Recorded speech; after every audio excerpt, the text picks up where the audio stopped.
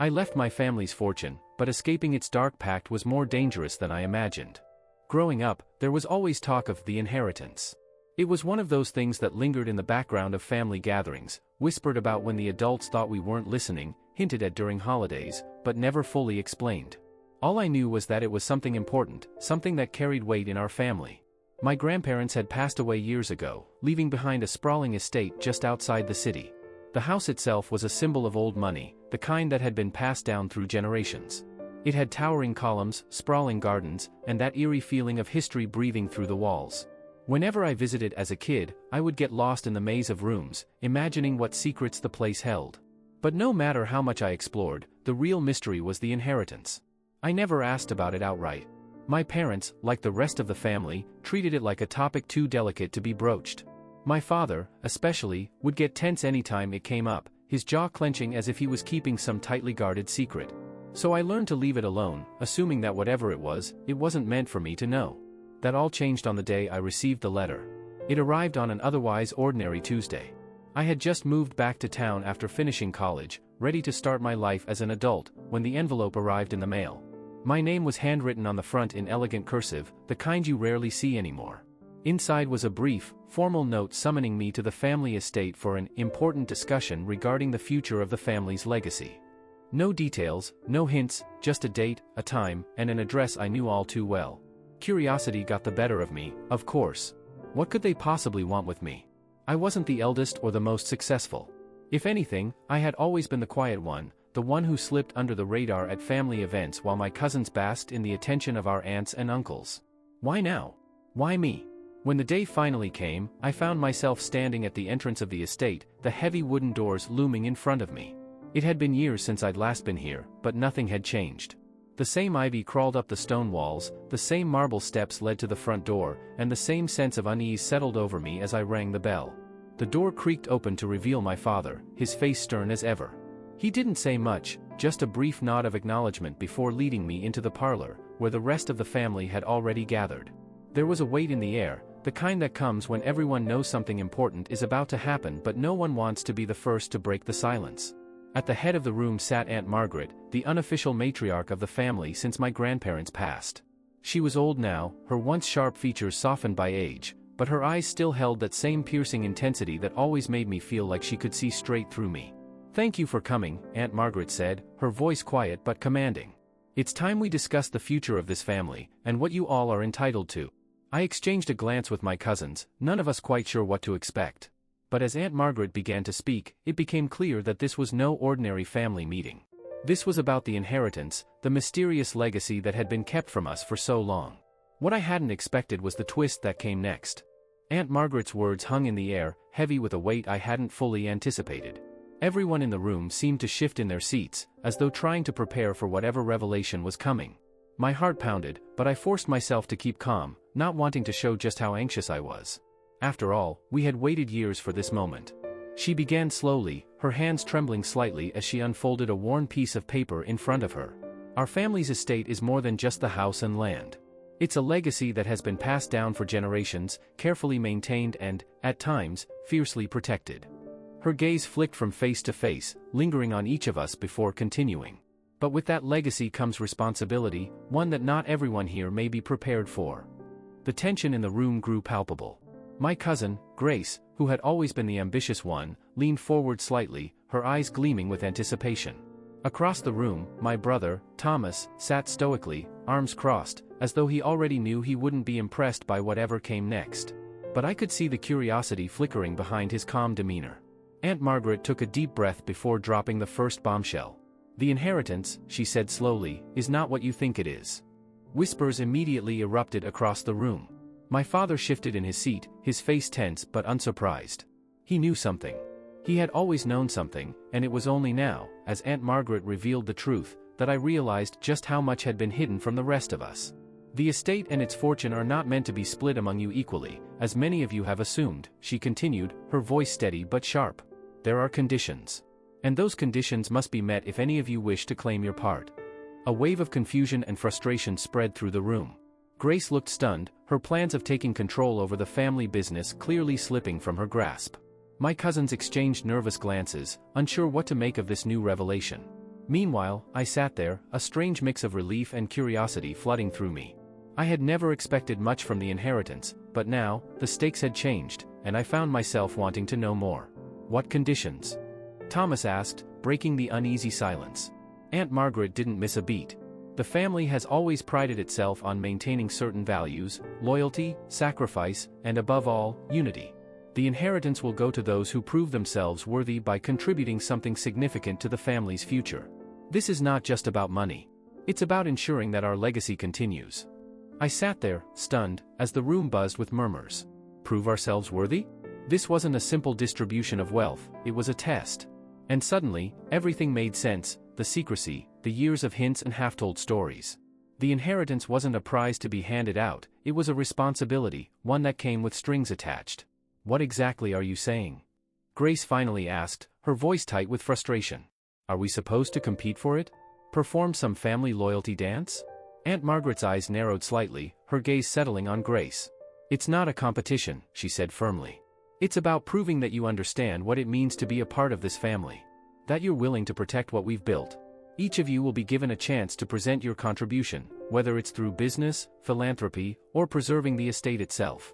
The decisions will be made after careful consideration by those of us who have upheld the legacy for decades. Grace opened her mouth to argue, but Aunt Margaret silenced her with a look. This is the way it has always been, Aunt Margaret said.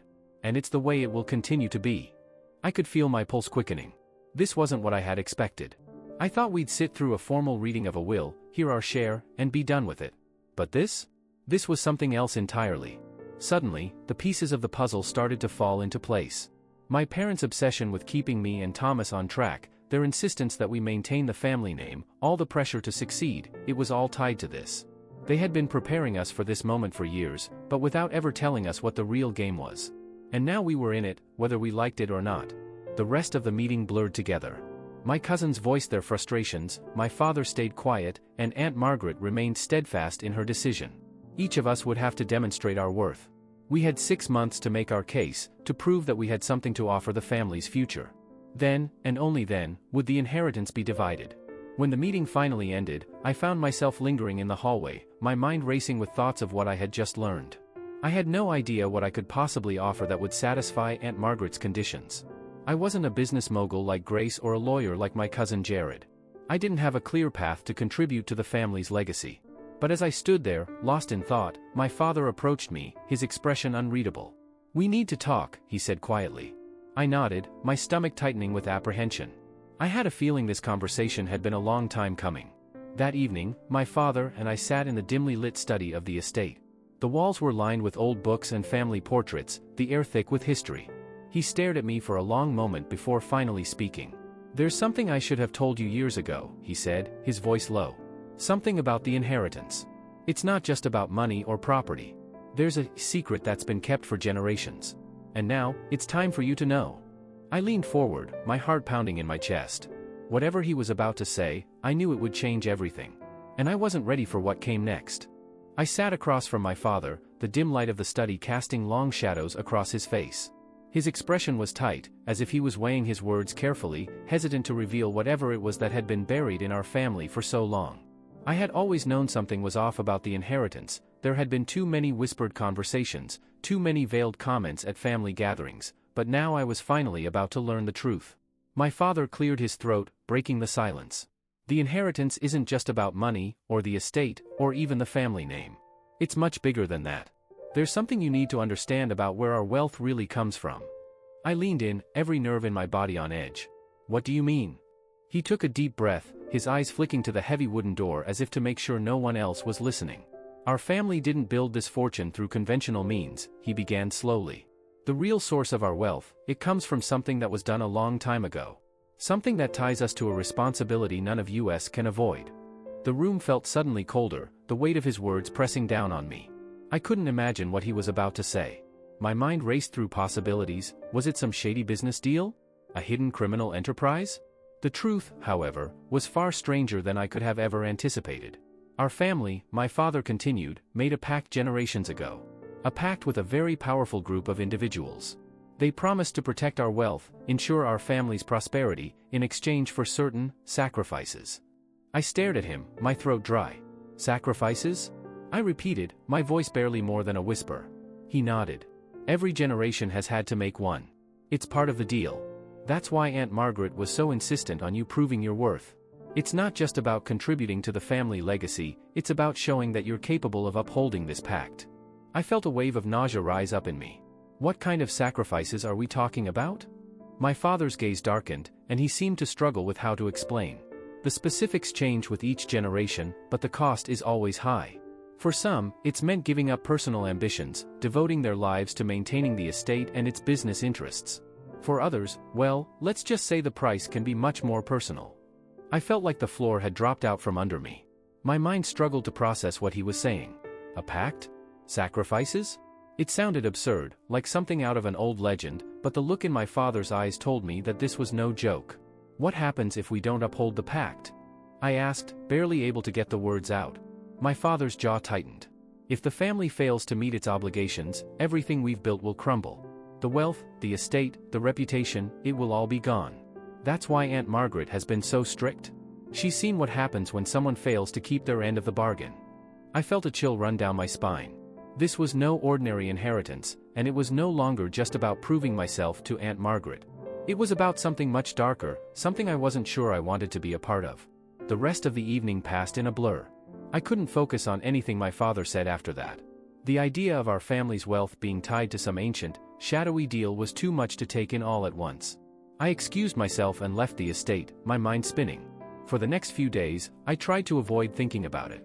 I threw myself into my routine, trying to pretend that everything was normal. But the more I tried to push it aside, the more it gnawed at me. The reality was, I had a choice to make. I could try to walk away from the family's legacy, distance myself from the inheritance and the responsibilities that came with it, but something told me it wouldn't be that easy. The pact wasn't just about the money. It was about something deeper, something that ran through our family's bloodline. And now, whether I liked it or not, I was a part of it. The weeks that followed were a blur of tense family meetings and whispered conversations. My cousins, unaware of the full extent of the family's history, continued to bicker about their contributions, each trying to outshine the other. Grace was determined to prove herself by expanding the family business, while Thomas had taken a more philanthropic route, investing in charitable causes that would elevate our name. But none of them knew the truth. None of them understood the price that would have to be paid. I considered telling them, warning them about what was really at stake. But something in me held back. Maybe it was the fear of how they would react, or maybe it was the weight of my father's words, "This is the way it has always been." As the deadline to prove our worth drew closer, I found myself back at the estate more often than I cared to admit. I spent hours wandering the halls, trying to make sense of everything. The old portraits that lined the walls, the generations of family members who had upheld the pact, all seemed to watch me with judgmental eyes. One afternoon, as I was walking through the gardens, I ran into Aunt Margaret. She was sitting on a stone bench, gazing out at the sprawling estate that had been her life's work. For a moment, I considered turning back, avoiding another uncomfortable conversation. But something told me I needed to speak to her. I approached cautiously, unsure of how to broach the subject. Before I could say anything, Aunt Margaret turned to me, her sharp eyes betraying no emotion. "You've spoken to your father, haven't you?" she asked, her voice steady. I nodded slowly, unsure of how much to reveal. "I suspected as much," she said, her tone softening just slightly. "It's a lot to take in. I remember when I first learned about the pact. It shook me to my core. Why do we do it?" I blurted out, unable to hold the question in any longer. "Why does our family keep this going? Can't we just stop?" Aunt Margaret smiled, but it was a sad, resigned smile. "We keep it going because it's all we've ever known. Our family's wealth, our status, it's all built on that foundation. Without it, we'd be nothing. And once you've lived with that kind of privilege, it's hard to imagine life without it." I stared at her, my stomach churning. I didn't want to believe it, but deep down, I knew she was right. We were tied to this legacy, bound by a pact that had been made long before any of us were born. And now, it was up to us to carry it forward. But as I stood there, I made a decision. I wasn't going to follow the path my father and Aunt Margaret had. I wasn't going to sacrifice myself for a family legacy that felt more like a curse than a blessing. I would find a way out. That evening, I returned to the estate one final time, determined to confront my father. I found him in the study, surrounded by the same books and portraits that had witnessed our family's secrets for generations. "I can't do it," I said, my voice steady. "I won't be a part of this." My father looked up, his expression unreadable. For a moment, I thought he might argue, try to convince me that I was making a mistake. But instead, he simply nodded, a flicker of something, maybe relief, crossing his face. "I had a feeling you'd say that," he said quietly. "I don't blame you." And with those words, the weight that had been pressing down on me for weeks finally began to lift. I didn't know what the future held, but for the first time, I felt free.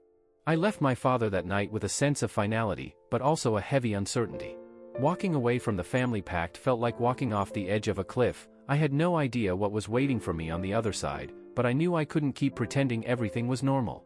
The next few days were filled with a quiet unease, as if the entire estate was holding its breath, waiting for the inevitable fallout. Despite the uneasy calm, I knew it wasn't over. My decision to walk away from the inheritance wouldn't be accepted without consequence. The family wouldn't just let me go, not after all the pressure they'd put on me. I expected pushback, maybe even threats, but what came next was more insidious than anything I could have predicted. It started with Aunt Margaret. I had just begun to make plans for my future outside the family when she summoned me back to the estate. The formal tone of her letter, her insistence on a face-to-face meeting, it all felt ominous. Still, I went. I needed to confront whatever was coming head-on. When I arrived, Aunt Margaret was waiting for me in the parlor, sitting stiffly in one of the high-backed chairs. She looked even older than the last time I had seen her, her face lined with worry, but her eyes sharp as ever. "Sit," she said, gesturing to the chair across from her. I obeyed, though every fiber of my being wanted to turn and walk out. The silence between us stretched for what felt like an eternity before she finally spoke. "I understand you've decided not to uphold your end of the pact," she said, her voice icy. "Do you realize what that means for the rest of us?" "I'm not responsible for a decision made generations ago," I replied, trying to keep my voice steady. "I didn't choose this life." "No one chooses," she snapped, her voice rising. "It's a responsibility, not a choice. We all have to make sacrifices, and now, because of your selfishness, the family will suffer." Her words cut deeper than I expected, but I refused to let her guilt me into submission. "I don't believe in this legacy," I said firmly. "I won't be part of something that traps us all in a cycle of greed and secrecy." Aunt Margaret leaned forward, her eyes blazing with an intensity one hadn't seen before. "You think you can just walk away? That's not how this works. If you break the chain, the consequences will be severe, for all of us." For a moment, I felt a flicker of doubt. What if she was right? What if walking away really did bring some kind of catastrophe down on our family? But then I remembered my father's face that night in the study, how he had looked almost relieved when I told him I was done. He had carried the burden of the pact for decades, and I realized then that he had always wanted to break free, but never had the courage to do it. "I'm not afraid of the consequences," I said, my voice resolute.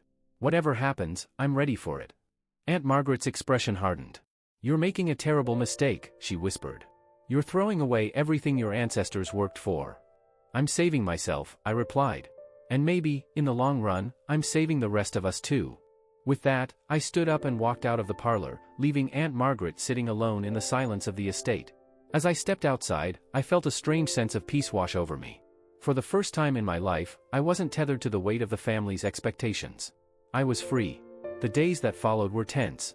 I knew my decision had sent shockwaves through the family. Whispers of my rebellion spread, and while some of my cousins were shocked, others seemed quietly supportive. Grace, of all people, reached out to me, her usual bravado replaced with something almost like understanding. "I don't get why you're doing this," she admitted, "but part of me respects it. It takes guts to stand up to Aunt Margaret." I shrugged. I just couldn't keep living that lie. Grace nodded, looking conflicted. "I've spent my whole life trying to prove myself to this family, but I've never questioned what any of it was for. Maybe you've got a point." We didn't say much after that, but I could tell that something had shifted. I wasn't alone in wanting to break free, others in the family were starting to feel the cracks in the foundation. Maybe my decision had given them the push they needed to question things too. One morning, not long after my confrontation with Aunt Margaret, I received another letter. This time, it wasn't from her. It was from a lawyer representing the estate, informing me that my share of the inheritance had been formally revoked. I was being cut off, financially and otherwise, from any connection to the family fortune. I expected to feel anger, maybe even regret. But instead, I felt nothing but relief. I had already made my peace with walking away from the family's wealth. The money, the estate, it all seemed hollow now, tainted by the centuries of secrets and sacrifices. What I wanted was freedom, and I finally had it. Months passed, and the estate became a distant memory. I moved to a new city, started fresh. I found a job I actually enjoyed, something far removed from the shadow of my family's legacy. Life wasn't perfect, but it was mine, and for the first time in a long while, that felt like enough. Occasionally, I'd hear updates about the family. Grace had taken over the business, Aunt Margaret's health was failing, Thomas had married and moved away, but none of it felt like it belonged to me anymore. I was an outsider now, watching from a distance as the family continued to uphold the pact. But I wasn't part of it. I had broken the chain. One evening, as I sat on the balcony of my small apartment, watching the sun dip below the horizon, I felt a strange sense of calm. The future was uncertain, but I had escaped the weight of the past. Whatever consequences Aunt Margaret had warned me about never came. The world hadn't collapsed, the family hadn't fallen into ruin. Life went on. I had made the right choice. And that, more than any inheritance, was the true legacy I would carry forward.